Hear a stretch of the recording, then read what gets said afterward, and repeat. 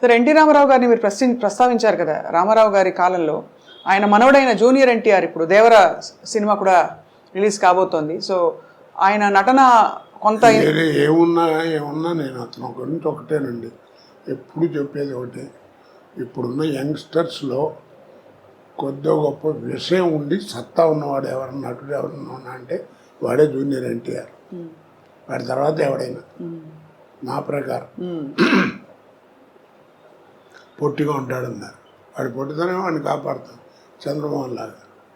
ఎందుకంటే వాడు ఎవరికి కాంపిటీషన్ కాదు, వాడికి ఎవడు కాంపిటీషన్ లేదు. పైగా పద్యం ఏ విషయంలో డైలాగ్ కానీ, డ్యాన్సుల్లో కానీ, ఏదైనా యాక్షన్లో కానీ విషయం ఉన్నవాడు వాడు.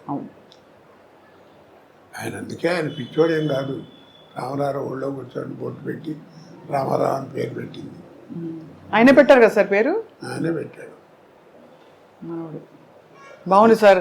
ఇవాళ ఒక చిత్ర పరిశ్రమలోని కొన్ని విషయాలు, అలాగే మీ జీవితంలోని బోలెడు విషయాలు, ఇంకా మీరు చెప్పిన ఇతర విషయాలు అయితే కొత్త విషయాలు, జీవితం గురించి, బంధాల గురించి చొచ్చుకుపోయాయి సార్ మనసులోకి.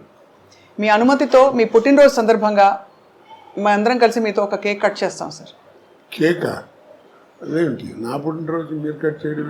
అంటే మీరు కట్ చేస్తే మేము మీ అందరూ తినవా? తింటాం కూడా సార్.